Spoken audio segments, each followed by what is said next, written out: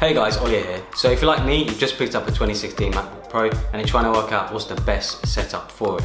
I wanted to show you guys what I'm using, how I've got it all set up, and what display I'm using.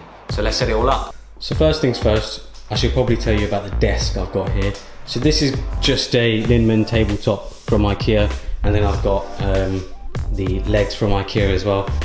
The plants are also from IKEA, the one you see here and the one you see over there. And the chair is from Amazon. It's not a legit hinge chair, it's just one I found on Amazon basically. So the monitor I'm using is the Dell P2415Q. It's a 4K monitor. For the price and for what it does, I feel like this is probably the best monitor you can get. You know, the color calibration is spot on. It's perfect for people like me who design or do photography or do videography work every day. Like, this is probably one of the best monitors you can get. This is the 24-inch version, but you can get a 27-inch version as well. So I should probably also show you guys what connections there are on this monitor. So on this side you obviously see the power cable, and then on this side from left to right you see HDMI, DisplayPort, mini DisplayPort again, and then a USB connector so that you can use the 3 USB ports here and the USB port here. So, you know, if you wanted to basically use this monitor as a hub, you can do. You may be wondering why there are 2 display ports. So this monitor can actually be keychained up with another monitor. So if you have 2, you can have one connection going into the monitor and then another connection going out from this monitor into the other monitor. So you basically have a daisy chained sort of setup.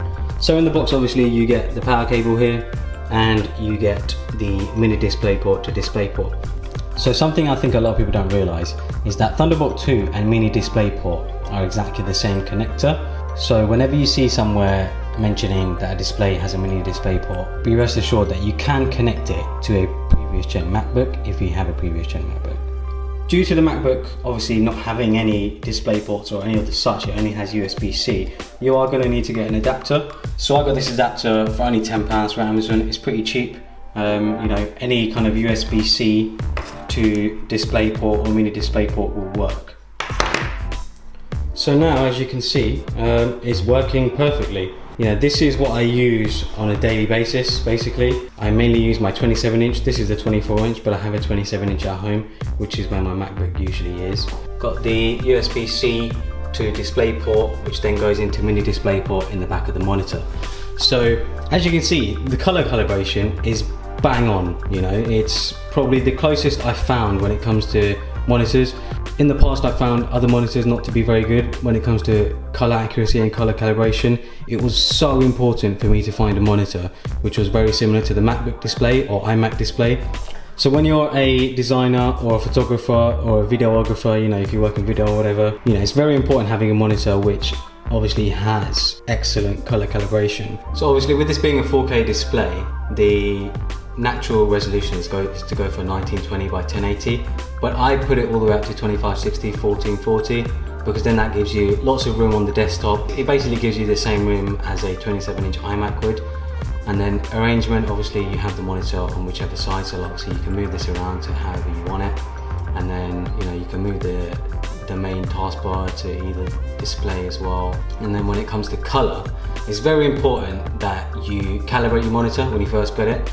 I would recommend putting the MacBook and the display very close together and seeing if the color is as close as you can possibly get it. I mean, if it isn't, what you can do is you can go into calibrate, and as you can already see, you know, in its default setting it's a bit warmer, but you know, if you just press continue, you gotta press continue again, and then you untick use native white point and you move this across, as you can see the monitor gets bluer and it will get warmer again. I'd recommend putting the monitors as close together as possible and then just moving the slider to be as close as to what you see on the MacBook display. So obviously this Dell display isn't the prettiest display you can buy, but you know, if you're like me and you work in design or photography or video, it's just ridiculously important to have a display that outputs the color you need.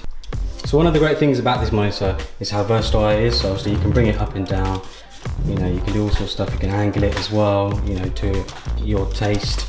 But you can also rotate it if you like. So if you really wanted, you could have a portrait display. Portrait can be useful if you're a developer, if you have like a main monitor and then you have a portrait display next to it, like I do sometimes. You know, you can put your code on the portrait display. When it comes to external displays for the 2016 MacBook Pro, this is probably one of the best you can buy.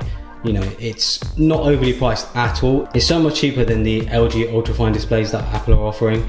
And the other problem with the LG ultrafine displays is that you can't get them anywhere, you know. They're out of stock everywhere and you might be waiting 2 or 3 months just to get a hold of one. If you're looking for a display ASAP, I'd highly recommend getting the Dell P2415Q or the Dell P2715Q, because they do this in 2 different sizes.